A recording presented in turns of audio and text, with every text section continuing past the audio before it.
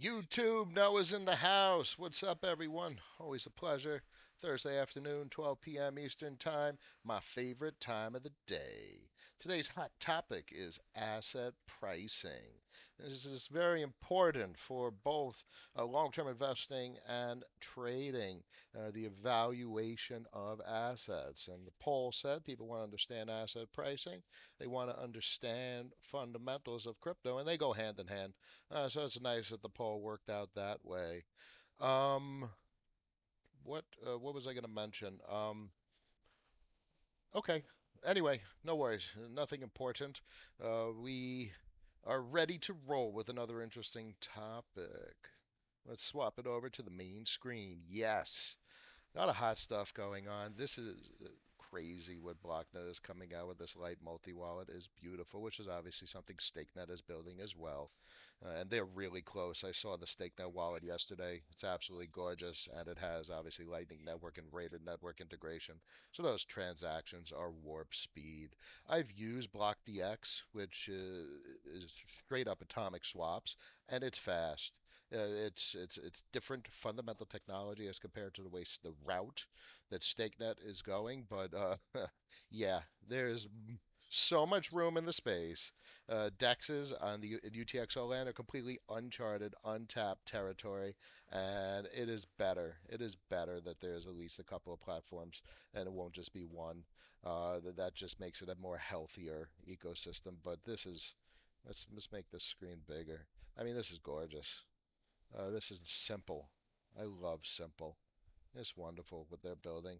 And I saw Steak Nuts. I should take some actual screenshots of the application and get that out there on Twitter. And I could talk about it again in a video if folks ask me to, because it is really, really nice as well. There's going to be no need to go through the deposit process, the trade process, the withdrawal process. This is on your computer, on your local machine. This changes everything. Really cool. This is an article that I published 55 minutes ago. Take a peek at it. I've talked about Brian Brooks and what he's doing at the U.S. OCC. Absolutely imminent for a year, 6 months. Obviously, imminent in national government speak is not days, but this is really close. What he's trying to do with regard to the U.S. banking system, and it's very compelling because it definitely involves cryptocurrency. Being that Brian Brooks, the person in charge of the US OCC, was the chief legal counsel for Coinbase, obviously intimately involved in the crafting of USDC, the Coinbase stable coin. Who's in the house? We got Craig in the house, my man. Yes, yes. Joey is a go, my man. Uh, check, Noah, checking microphone. You're real? I'm real. I'm very real. Hi, I'm real. Oh, mic input is low? No. No, mic input is not low. Checking, checking. Maybe it's just me in the north, but the sound is a bit low. Uh, checking. How about now? Checking, checking. Mic check. One, two. Mic check. Mic check. One, two. Oh, I hate it when I have to go through audio troubleshooting live. Let me bump it up. Point one decibel. Mic check. One, two. Mic check. One, two. Little better? Yes. Peter gave me a thumbs up. All right, let's keep it cruising. So yesterday was hot with KNC. I just have a couple of charts I wanted to go over real quick. There was a fat falling wedge for 2 days, more or less. The reason I really am getting a kick out of this chart is obviously because there was a massive upside breakout. Um, and there's likely going to be a retest. This is very similar to what the long-term trend for Bitcoin is over the last couple of years. There's going to be a breakout to the upside, and it's likely going to retest and do the normal bullish staircase pattern going up. So I got a kick out of seeing that. This is a bit of a foreshadow in that regard, the way the chart for Bitcoin will look in the coming weeks and months. Um, this is synthetic. So this is actually a great example that plays into today's topic of asset pricing and fundamental analysis. Now, this is also a bit of investment strategy. This is why when assets move exponentially in many regards, just astronomically. It's important to trim a little bit. So you, I talk often about recurring revenue streams, so you want to have a core position. So I like to enter into positions above and beyond what I would like as my core position to account for trimming when there's frothy uh, uh, uh, appreciation that goes on. I've sold a thousand here, a thousand there, so I trim off the top. Um, and I think that that is the appropriate course of action. And perfect. Look, I trimmed the what synthetics has. Synthetics is at it went up to like 220, 320, and now it's back at 272. So I was able to trim at those higher numbers. I'm not necessarily going to do a reentry because what I do is I allocate to something else, and I think ETH is really primed. I don't have the ETH chart up, but that thing is big time fundamental component of this entire movement. So you trim profits to ETH. I've established a position in Bancor, which is I've said I wanted to do, but I couldn't get the velocity, the position size that I wanted. But I've been able to trim enough from the ridiculous gains from synthetics and Kyber that I was able to get into a nice size position with Bancor. So here, check it out. This is what's interesting. Let's go over to the gecko. So KNC, this goes into our main topic. So how do you value assets? Now, crypto assets are not valued like stocks and equities, particularly because you're looking at revenue, volume, uh, the P&E value for equities. To me, that's one of the most important values. Obviously, the debt load, dividend payments, all critical metrics to assess. So that doesn't exist, obviously, in the crypto space. But the point is data. And that is how we're able to understand the potential for these projects. And clearly, as I say, the potential to disrupt a market. And that's applicable in equities just as it is in crypto because that contributes to sentiment. And sentiment is what drives markets. So, market cap and shares outstanding is very important in the equity space, is equally important uh, in the crypto space because that gives you a sense of the potential move, room to move that crypto can do. Checking the comments real quick. Rocco says, "Good morning, Noah. If you are on the internet any more frequently, I be the lawnmower man. You bringing it back. That's old school. I'm old school. I remember the first one. They came out with a crappy second one, I believe. Don't want to miss a word, Joshua in the house. It's already retested KNC, USD. Yes, indeed. But that's expected. It's gonna. The odds are it will hold because because of this. 12.1 million Kyber have been removed from circulation, and 60 here the total 89 Ethereum worth of Kyber will be burned in 4.4 days, 15 hours. This is so deflationary. It's absolutely incredible. And the stake is just going to keep increasing as the search for yield is strong in the DeFi space. People want gains, and they actually want to contribute to the governance of the platform. Um, yeah, Kyber's just one of my favorite picks. Obviously, Synthetics, Kyber, Ren, and now Banker because of their V2 protocol. I got my eye on 0x. I just think these three, with regard to the liquidity space, have more potential in them with regard to my fundamental analysis and the stuff that I talk about. Let's talk about that a little bit more. So Kyber's at $291 million. Um, it was not at that. It's up 500%. So you're talking about it was probably way below. It was way below 100. It was a 30, $40 million market cap. Well, clearly a year ago. 30 days up 100%. So it was like it was $145 million market cap 30 days ago. So this has had massive runs. This could still go higher. How do you assess where it could potentially go? I like to think of the space as a whole, and I compare to Chainlink because that is the DeFi pick in the large cap territory. Um, so there's no reason these types of projects can't run to a bill. So there's potentially a 3x give or take upside potential for Kyber. And I like to think of the bill right now as that ceiling. Um, Clearly, as Bitcoin expands and we get into half a trillion, $1 trillion total crypto market cap territory, all these numbers and ranges change. But that's where I see. So you have about 3x, and clearly we've gone 5x in 1 year. So there's another 3x remaining. So this goes into portfolio balance and position sizing, because look at this bad boy, Bancor, with its V2 protocol. Oh my, is 100 mil. So and it's gone only up 100% in the last year. So with that $1 billion ceiling that I like to think of, this could run a 10x over the next however many months and so on and so forth.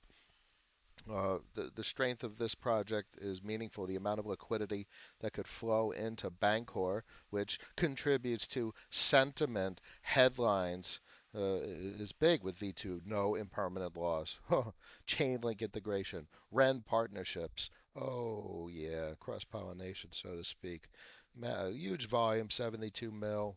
And look this is really cool. So you got 66 mil circulating supply. uh, let's go back to Kyber. So you want to look at circulating supply. That's a very meaningful number for your mental consideration. 180 mil.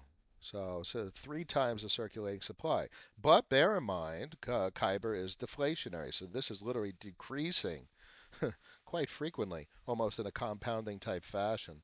Um, Bancor is potentially considering an inflationary component to incentivize to as an incentive, which is very similar to Synthetics' approach, and that's why they have such locked value AUM, assets under management, because it's highly incentivized, and they're going to settle in 2023. What was it, 2.5% inflation rate? I believe their white paper talks about. Um, so there's 110 mil in circulation. So, and we're at 305 million for the market cap. This could easily pull a 3x. There's no reason these serious infrastructure picks can't be $1 billion. If Link is over $1 billion, Link provides data, real world data to smart contract platforms. But these liquidity providing platforms are just as meaningful from an infrastructure perspective. What's the point of doing anything if you don't have liquidity? This is how you have a functioning financial system. Liquidity, being able to trade one asset for another. And this brings me back to the metaphor I make with the legacy financial system. Um, these are all the components of an actual functioning financial system: the ability to lend, the ability to borrow, the ability to deposit and get yield. That's banking right there. Lending and borrowing is straight up banking. Payments processing is straight up banking. CD, so to speak, locking things up. That feels very similar to the clearly not the purpose of minting SUSD from SNX, but you are putting your SNX an asset, you're locking it for a period of time because you have to wait 1 week to receive your compensation for the SUSD mint. So this is so analogous to the way the regular legacy financial system works, that is not just something to be brushed off as the ICO craze of 2017. This is stuff that works. And how this plays into the legacy financial system, yeah, there's a lot of unknowns, and this is where Brian Brooks comes in at the USOCC to really envision the future for financials in the global economy, because U.S. dollar is the global reserve, and clearly everyone in this country has a vested interest in keeping the U.S. dollar as the global reserve. So how do you remain competitive with crazy technologies like this? Absolutely crazy technologies like this. Taking a look real quick at the comments. Um, V2 Bancor dump expected like KNC? Unknown. Let me switch screens over here real quick. Bancor, yeah, it's down at about 9 cents right now. Um, Listen, things go up and down. You gotta you gotta understand if things are gonna if have they have room to run. Um, and right now, I like to think of there's a lot of fire. There's a lot of fuel for the fire. Um, Things are changing, and you have to look at the equities market. You have to look at the programs the Fed is running, and they're starting to pull back on them. Let's take a look real quick. So this plays into the U.S. dollar relative to other fiat and the FX markets. This plays into the debt, the sovereign debt, as well as the corporate debt that international organizations have that are denominated in U.S. dollars. I mean, this is why it's pulling back down 400 points. That's why everything's pulling back. It's entirely correlated. Um, so you have to understand the crypto markets. You have to keep an eye on literally the averages for the indexes, Nasdaq, Dow Jones, and the S&P. I mean, the Russell and you look at the broad range indexes, manufacturers, and not the tech. The tech is what's been fueling this entire insanity that's going on in the legacy financial system. But if you look at the broad swath of corporate structure in America, it's under immense pressure. And as Raoul Pal says, we're basically he's keeping his eye out for the solvency event. We're going to have a large swath of bankruptcies and it's inevitable that Treasury and Congress is going to approve it. If there's any systemic disruption, they're just going to give some serious fiscal stimulus. So, you know, and what happens with fiscal stimulus? It's going to run the stock market through the roof. Um, They're probably going to give out more money, and that's going to just it's going to go into the crypto space, and this is all going to inflate. And the question whether it's going to inflate or not is really not in my mind at all. Now is the time to get your positions, and then you really want to think about how to protect your wealth, which is stuff that I talk about quite often as well. Lewis says, Ren, is there any other project that has any similar functionality? No, there is nothing that's a threat to Ren. The only thing that potentially comes close is Rune, but that's on Binance Chain, and for me, that's useless. I have no capacity to purchase it. We cannot legally access Binance in the United States, which and I have no interest in VPN trying to get an asset that is on a chain that I don't really think is meaningful in any regard. Most things that are launched on Binance Chain, I don't have much interest in at all. Now, that don't take that the wrong way.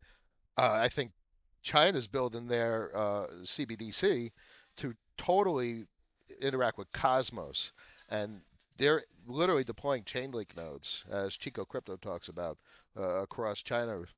So they're going to be using components of Ethereum and Cosmos, and I think Polkadot is basically F 2.0 already getting its groundwork laid. So Polkadot's a big deal. Kusama is the testnet for Polkadot. It's a big deal. Now, as I always say, there's no way to disrupt an ongoing disruption. Is Polkadot going to disrupt Ethereum? I don't see it. I see way too much momentum and traction that don't discount Polkadot. You could build some incredible tech. I mean, bear in mind, look, Ethereum Classic has contract parity with Ethereum, but it doesn't have traction because it doesn't have the momentum. Momentum is everything. It's the reason why Bitcoin is still Bitcoin, even though it has inferior protocol properties. It has all the momentum. Disrupting an ongoing disruption is near impossible. Just like it took Apple 20 plus years to disrupt Microsoft. Just like Lyft will never disrupt Uber in any short term. It's just not going to happen. And that is the case with Ethereum as well. I mean, the amount of traction and momentum with Ethereum is absolutely incredible. It was $1 billion last month. $2.12 billion locked in DeFi projects. This is on the Ethereum platform. Period. Let's take a look real quick for the fun of it. Ren is at 31.3 million, nipping at the heels of DYDX. Look at WBTC at 100.8 million. WBTC and Ren are offer a capacity to gain access to UTXO equity and bring it into the DeFi space. That's really the point of it, or at least the current useful function of it. And what does that do? That allows you to get yield, APY, on your historically dormant Bitcoin. That's a big deal. So, let's bring the picture together for today's topic of conversation, which is asset pricing and fundamentals. So you need to understand the fundamentals of a technology and the potential market it's going to disrupt in order to get a sense of asset pricing. Now, REN, it's fundamentally a first out of the gate disruptor, which is comparable to Chainlink. So the asset price is going to, I see no reason this can't be a billion plus as a market cap, which is going to put it at a serious, that's going to be serious appreciation for the REN ERC20. So it has substantial room to run. So always refer to the ceiling. Um, you know, here, let's go here for a second. CoinGecko. So nothing's going to overtake the Bitcoin market cap. Interestingly enough, an ERC20 like Link and other crazy technologies, Ren, there's possibility that you could actually have a token on Ethereum that has a higher market cap than Ethereum itself. Very interesting. I think this top 10 is going to change sooner than later, particularly with the utility and functionality of these projects that are being built on Ethereum. Tether will be up there because they could just print, print, print. But I see Bitcoin and Ethereum just going much higher than Tether. Uh, I've talked about Ripple before. It's a great technology, but I don't think it's going to stay at this level. It's just so inflationary, 27% inflation, crypto inflation rates. And you go to viewbase.com/inflation. They give you some nice numbers and sources of information. So interestingly enough, Bitcoin is inflationary, 2.07% annualized. So it's what I call a decaying inflationary asset because every halving, the emissions rate decreases, and it'd be great if they had a deflationary page because this bad boy is seriously deflationary, and that's so cool. REN is deflationary. It's actually interestingly enough, Ren is a decaying deflationary asset because there's a fixed supply, and when Ren is locked, bonded for dark nodes, that those assets are removed from the market. But fewer and fewer dark nodes will register over time, so that means it's a decaying deflationary asset. Uh, this could easily be an accelerating deflationary asset. Huh. Well, it is accelerating deflationary because of the burn component. So for these are the fundamentals that I look at when I'm evaluating the potential for projects. Inflation versus deflation, total market cap. How close does the total current market cap compare with the ceiling that I talk about at around a billion, which will adjust over time as the entire space appreciates as Bitcoin, as I said, half a trillion, so on and so forth, and also the protocol properties, like first out of the gate disruptor, Ren, Chainlink. Nothing's going to disrupt Chainlink. Yeah, you got Band, you got Teller. Yeah, they're great, and they're going to be the lift to the Chainlink Uber. It's meaningful technology. Teller is very interesting, um, but it's not going to disrupt Chainlink. Just like TBTC is not going to disrupt Ren. It's just not. It don't discount TBTC as a meaningful component of the UTXO equity access space, as I call it. It's just not going to disrupt REN. Tyler says F gas fees are ridiculous. Thoughts on second layer? Sure. Raiden, yeah. Well, that's what StakeNet uses. I'm not too familiar with was it OMG or MySgo. Um, I'll look into them a little bit more. So they've been around a long time. Very familiar with them, uh, name-wise. But I want to look into their tech. I think the ZK roll-up's a big deal. Loop ring, that thing's a sleeper. Because of their DEX user interface, that's extremely fast. There's a second layer solution. Something to keep an eye on. And Loopring has a deflationary component. It offers staking, and it's escrowed staking, so you can't unlock it for 3 months. So that is a deflationary component. Loopring is quite interesting. It doesn't have much momentum right now. That's because there's a lot of Ethereum dexes. Diversify, the list goes on. So it has a fair amount of competition. But Loopring also pushes their payments uh, uh, mm, tech that they tout.